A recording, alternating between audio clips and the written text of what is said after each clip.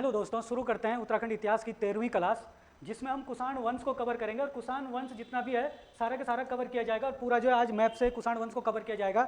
और कुषाण वंश से जो है ज़्यादातर जानकारी जो हमें प्राप्त हुई है कुषाण वंश के उत्तराखंड में रहने की या उत्तराखंड में शासन करने की, वो जानकारियाँ जो हमें ज़्यादातर जो सिक्कों से प्राप्त हुई है, मतलब जो इनके सिक्के प्राप्त हुए हैं उनसे ही हमें जानकारियाँ प्राप्त हुई है। तो एग्जाम में क्या प्रश्न बनते हैं कि कुषाण वंश के जो है कौन से सिक्के या किस राजा के सिक्के कहाँ से किन किन स्थानों से प्राप्त हुए हैं, या कभी सिंपल सा प्रश्न आता है कि कौन से सिक्के जो है किस धातु के बने हैं और किस सिक्के पर क्या जानकारी लिखी गई है और किस किस धातु के सिक्के हैं। तो ये सिक्के जो है खोजे किसने, कुछ सिक्कों की खोज जो है बहुत महत्वपूर्ण रहती है। तो ये सारी चीजें हम कवर करेंगे और किन किन स्थानों पर मिलता है पूरा मैप में देखेंगे और उनके बारे में जानकारी भी यहीं पे समझेंगे पूरी की पूरी। वैसे तो बात करें तो जो कुषाण वंश है उन्होंने पूरे उत्तरी भारत में और उत्तरी भारत में जो कश्मीर से लेकर जो है क्या कहते हैं कश्मीर तक शासन किया है। लेकिन हमें जो है उत्तराखंड इतिहास पढ़ना, तो उत्तराखंड इतिहास की 11वीं क्लास में हम देखते हैं। इससे पहले 10 क्लास जिन्होंने नहीं देखी तो डिस्क्रिप्शन में मैं लिंक दे दूंगा, तो वहां पर जाकर पीछे की क्लासेस देख सकते हो। तो आज कुषाण वंश शुरू करते हैं, इसकी पूरी जानकारी लेते हैं। सबसे पहली बात करते हैं कि जो हमें जो जानकारियां प्राप्त हुई है उन जानकारियों के आधार पर सबसे पहली जानकारी अगर हम देखें यहाँ पे, तो वो जानकारी हमारे पास है गोबिशाण, है ना। आप लोगों ने सुना होगा एक नाम गोबिशाण,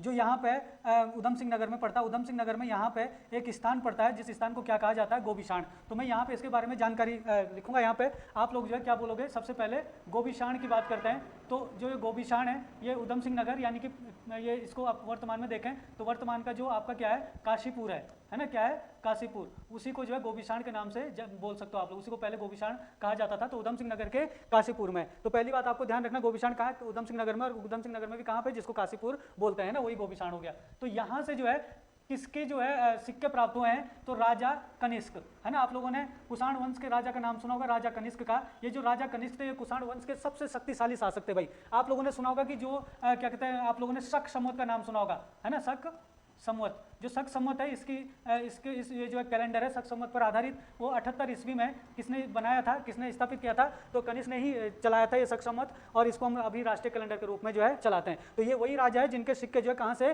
गोबिशाण से प्राप्त हुए हैं। अब गोबिशाण से जो क्या कहते हैं कनिष्क के जो सिक्के प्राप्त हुए हैं, उन सिक्कों से की खासियत क्या है, इस यहाँ से बिल्कुल एकदम खास चीज़ें याद रखना है। सबसे पहली बात कि जो ये सिक्के थे वो किस धातु के थे, तो सोने के, या स्वर्ण बोल सकते हो आप लोग, सोना और तांबा, है ना। सोना और तांबा इन धातु के जो यहाँ से क्या मिले हैं, सिक्के प्राप्त हुए हैं। और आप लोगों को पता होगा कि जो कनिष्क थे यानी कि आपके जो कुषाण वंश थे, उन्होंने बहुत भारी मात्रा में सोने और तांबे के सिक्के जो है जारी किए थे।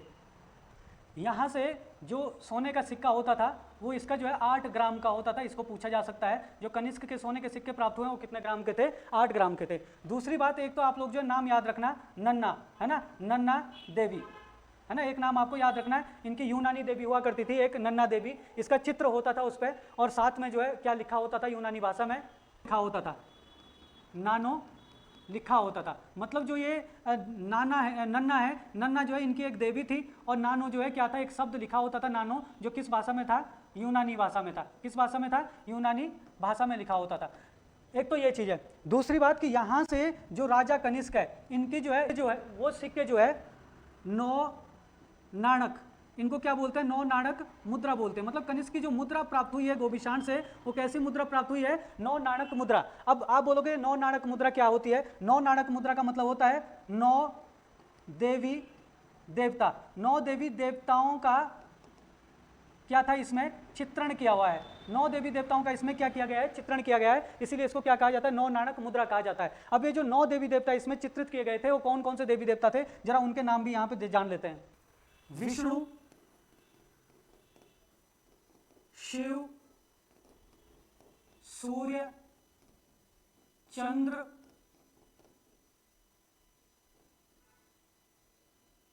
अग्नि, बोधिसत्व हो गया, है ना। आपका जो है नन्ना देवी हो गई, है ना। कितने हो गए आपके, 1 2 3 4 5 6 7 8 और 9वां हो गया छवि। जरूर याद रखना भाई, राजा छवि।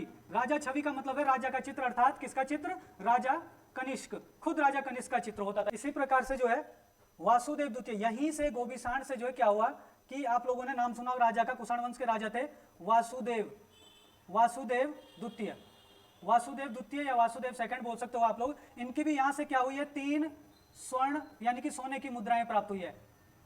3 स्वर्ण मुद्राएं प्राप्त हुई है, किसकी? वासुदेव द्वितीय की। और जो वासुदेव द्वितीय की 3 स्वर्ण मुद्राएं प्राप्त हुई है, इन 3 स्वर्ण मुद्राओं पर जो है नंदी और भगवान शिव जो है चित्रित किए गए थे। कौन? नंदी और भगवान शिव चित्रित किए गए थे। तो ये सारे पॉइंट जो एग्जाम में पूछे जाते हैं जो गोपीशाण से आएंगे, है ना। तो ये गोपीशाण के थे। इसके बाद आप लोग देखना दूसरा उधम सिंह नगर है, यहीं पे खटीमा के पास एक स्थान आता है कंचनपुरी।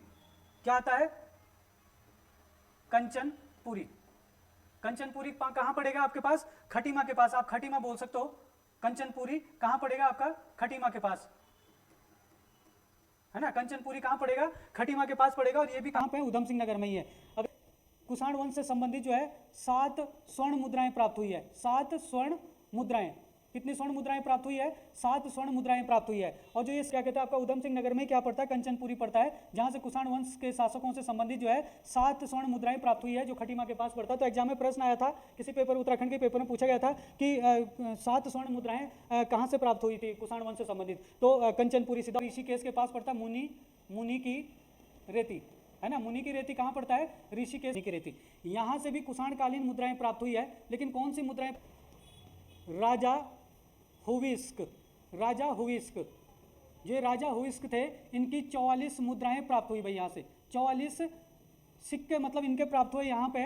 और ये जो राजा हुविस्क थे ना, ये जो राजा कनिष्क थे, इनके ही उत्तराधिकारी थे। अब देखो जरा कुषाण वंश के लोग जो यहाँ पे भी आपके आगे मतलब कुल मिला के उत्तराखंड के तराई क्षेत्र में खास करके रहते थे। तो ये राजा हुविस्क के जो यहाँ से 44 मुद्राएं प्राप्त हुई। तो एग्जाम में पूछता है कि राजा हुविस्क की 44 मुद्राएं जो कनिष्क वंश से संबंधित है कहाँ से प्राप्त हुई थी? तो क्या कहते हैं मुनि की रेती से प्राप्त हुई थी, या फिर मुनि की रेती के यूनानी देवी देवताओं का चित्रण किया गया है। इसमें क्या किया गया है?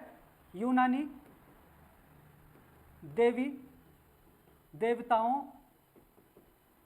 का चित्रण। इसमें यूनानी देवी देवताओं का क्या किया गया है? चित्रण किया गया है। ये भी बहुत महत्वपूर्ण है ना कि क्या किया गया है इसमें? यूनानी देवी देवताओं का चित्रण किया गया है। अगर हम यहीं से मुनि की रेती से बात करें तो एक और चीज को आपको यहां पर याद रखना, मुनि की रेती जो है एक तांबे की मुद्रा, तांबे की मुद्रा प्राप्त हुई, जो किसकी थी? राजा वासुदेव। किसकी थी? राजा वासुदेव की एक तांबे की मुद्रा प्राप्त हुई है। कहां से? मुनि की रेती से। तो ये भी बड़ा इंपॉर्टेंट है। तो लेकिन अगर हम इसकी बात करें तो राजा हुविस्क की जो 44 मुद्राएं प्राप्त हुई है, ये सारी की सारी मुद्राएं जो किस धातु की थी? तो ये सोने की थी, यानी कि सोने धातु की मुद्रा थी। तो ये भी पूछा जा सकता है सारी की सारी मुद्रा किस धातु की है? सोने धातु की है। चलो पॉइंट आता है यहाँ पे एक स्थान पड़ता है वीरभद्र। क्या स्थान पड़ेगा यहाँ पे? ये वाला स्थान है। इस स्थान को कहते हैं क्या? वीरभद्र। वीरभद्र ये वाला जो स्थान है ये भी ऋषिकेश के पास पड़ता है, लेकिन ये जो है टिहरी गढ़वाल में आएगा भाई। वीरभद्र कहाँ आता है? टिहरी गढ़वाल में आता है, ऋषिकेश के पास पड़ता है। अगर हम यहाँ पे वीरभद्र की बात करें, इस स्थान की बात करें, तो यहाँ से क्या प्राप्त हुआ है? यहाँ से कुषाणकालीन क्या हुई है? यहाँ से एक ताम्र मुद्रा, है ना, मतलब एक तांबे की मुद्रा जो यहाँ से क्या हुई है? प्राप्त हुई है। कहाँ से? वीरभद्र टिहरी से। तो एग्जाम में प्रश्न आता है कि वीरभद्र से एक ताम्र मुद्रा प्राप्त हुई है, ये किन शासकों से संबंधित है? तो कुषाण शासकों से क्या थी? ये संबंधित थी। ये भी बड़ा इंपॉर्टेंट है। तो वीरभद्र भी यहाँ पे ऋषिकेश के ही पास पड़ गया, मुनि की रेती भी ऋषिकेश के ही पास पड़ गया, है ना। तो यहाँ पे ये चीज ध्यान रखना आपको। तो 2 आपके क्या हो गए? ऋषिकेश के पास हो गए, और 2 आपके ये उधम सिंह नगर से हो गए। इसके कोटद्वार में पड़ता है एक स्थान, पौड़ी में मोर ध्वज। क्या पड़ता है? मोर ध्वज। एक स्थान यहाँ पे पौड़ी के कोटद्वार में पड़ता है मोर ध्वज। इसको भी आपको ध्यान रखना है। जो ये मोर ध्वज है, यहां से क्या प्राप्त हुआ भाई? ये ध्यान रखना। कुषाणकालीन एक स्वर्ण मुद्रा प्राप्त हुई है। एक क्या मिली है? स्वर्ण मुद्रा। ठीक है। तो कुषाणकालीन एक स्वर्ण मुद्रा कहां से प्राप्त हुई है? तो मोर ध्वज से प्राप्त हुई है। मोर ध्वज कहां पड़ता है? कोटद्वार में पड़ता है। तो पूछ लेगा एक स्वर्ण मुद्रा कहां से प्राप्त हुई है, तो सीधा मोर ध्वज लिख देगा, या कोटद्वार लिख देगा, और या फिर हो सकता है सीधा पौड़ी गढ़वाल लिख देगा। तो ये भी आपका बहुत महत्वपूर्ण है। यहाँ पे पौड़ी में एक स्थान पड़ता है आपका, क्या पड़ता है यहाँ पे पौड़ी में? सुमाड़ी गांव पड़ता है। क्या है आपका? सुमाड़ी गांव। बताया जाता है इस सुमाड़ी गांव के बारे में कि ये जो है उत्तराखंड का मतलब पौड़ी गढ़वाल का सबसे बड़ा और सबसे अमीर गांव भी बताया जाता है सुमाड़ी गांव, है ना। यहाँ पे सुमाड़ी गांव से देखो क्या हुआ कि एक ही स्थान से लगभग 11,000 या फिर आप ये बोल सकते हो 11,000 से भी अधिक मुद्राएं प्राप्त हुई है। और ये सारी की सारी मुद्राएं जो कैसी थी, कुषाण कालीन थी भाई, कुषाण कालीन। तो उत्तराखंड के जो मैदानी क्षेत्र, ये देखो आपका उत्तराखंड का मैदानी क्षेत्र बोल सकते हो या उत्तराखंड का तराई क्षेत्र बोल सकते हो, इन क्षेत्रों में जो है कुषाण वंश के शासक शासन करते थे। पहला हमने यहाँ पे देखा गोभिषाण, जहां पे राजा कनिष्क की जो है मुद्राएं प्राप्त हुई है, खास करके 9 नाणक मुद्रा प्राप्त हुई है यहाँ से। दूसरा हमारा क्या आता है, यहाँ पे एक स्थान हमारा यहाँ पे आता है गोभिषाण में एक, मतलब वासुदेव द्वितीय के भी 3 स्वर्ण मुद्राएं प्राप्त हुई है। और दूसरा जो स्थान आता है हमारा वो कंचनपुरी आता है उधम सिंह नगर में, यहाँ से 7 मुद्राएं जो है कंचनपुरी खटीमा के पास पड़ता है उधम सिंह नगर से, यहाँ पे भी सोने की 7 मुद्राएं प्राप्त हुई, वो भी कुषाण वंश से संबंधित थी। और फिर मुनि की रेती, यहाँ से जो राजा हुविस्क की 44 मुद्राएं प्राप्त हुई है, सारी की सारी सोने की मुद्राएं थी, जिसमें यूनानी देवी देवताओं का क्या किया गया था, चित्रण किया गया था। और एक तांबे की मुद्रा यहाँ से प्राप्त हुई थी जो राजा वासुदेव से संबंधित थी। और यहाँ पे देखें अगर तो मुनि की रेती या फिर टिहरी, यहाँ पे क्या कहते हैं ऋषिकेश के ही पास जो आपका टिहरी गढ़वाल वाला एरिया पड़ता है, उस टिहरी गढ़वाल वाले एरिया में जो है वीरभद्र नामक स्थान पड़ता है टिहरी में, वहां से एक ताम्र मुद्रा प्राप्त हुई, तांबे की मुद्रा प्राप्त हुई, जो आपका ये भी कुषाण वंश से संबंधित थी। इसके बाद आपका पौड़ी में आता है आपका ये मोरध्वज, मोरध्वज जो है पौड़ी के कोटद्वार में पड़ता है, और यहाँ से जो है हमारा एक स्वर्ण मुद्रा प्राप्त हुई, ये भी कुषाण वंश से संबंधित थी। और एक मुद्रा जो है हमें क्या है आपका 11,000 से भी अधिक मुद्राएं हमारी सुमाड़ी गांव से मिली। हमने कहा था कि सुमाड़ी गांव भी आपका पौड़ी गढ़वाल में पड़ता है, पौड़ी गढ़वाल का सबसे अमीर और सबसे बड़ा गांव माना जाता है। यहाँ से एक ही स्थान से या ये बोल सकते हो एक ही खेत से लगभग 11,000 से भी अधिक जो है कुषाण कालीन मुद्राएं प्राप्त हुई है। तो इससे हमें जो जानकारियां मिलती है कि कुषाण जो है कहाँ कहाँ पे निवास करते थे, तो तराई क्षेत्र में निवास करते थे। तो कुषाणों का निवास कहाँ रहा आपका, ये पौड़ी, टिहरी और उधम सिंह नगर आप बोल सकते हो, राज्यों की बात, जिलों की बात करें। बाकी बात करूं तो इनमें जितने भी आपके कुषाण वंश के जो सिक्के थे, है ना, वो सिक्के जो है आप देख सकते हो, लेकिन मैं उनमें आपको जो 9 नाणक मुद्रा भी दिखा देता हूं, जरा इनका चित्र थोड़ा सा देखना आप लोग।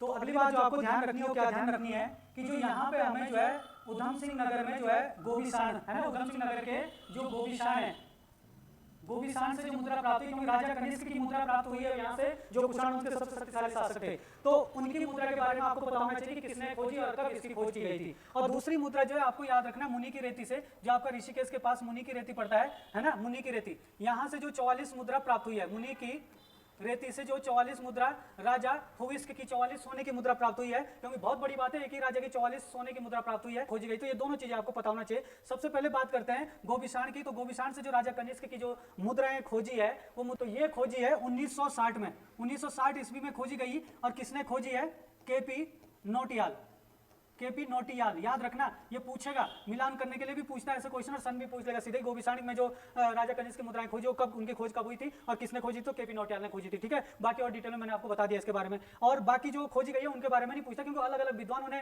क्या कहते हैं, अलग अलग विद्वानों ने अलग अलग टाइम पे खोजी है, तो इसलिए जो है, और या फिर बहुत बड़ी टीम ने खोजी, तो इसलिए उसको नहीं पूछता है। और इसका पूछ लेगा आपका मुनि की रेती से जो 44 मुद्राएं प्राप्त हुई राजा हुविस्क की, वो कनिष्क के ही उत्तराधिकारी थे। तो यहाँ की जो मुनि की रेती है, यहाँ से जो 44 सोने की मुद्राएं खोजी गई थी, वो 1972 में खोजी गई थी। लेकिन खोजी किसने थी, तो इसकी एग्जैक्ट जानकारी नहीं है, क्योंकि अलग अलग विद्वानों के अलग अलग मत है, तो इसलिए इसको पूछता भी नहीं है। तो आपको ध्यान रखना कि ये मुनि की रेती की 1972 में खोजी गई थी, और ये 1960 में खोजी गई थी। गोभिषाण की किसने खोजी थी, केपी नौटियाल ने खोजी थी। तो इतनी चीजें आपको ध्यान रखना है इनके लिए। तो आज के लिए इतना ही, मिलता है अगले वीडियो।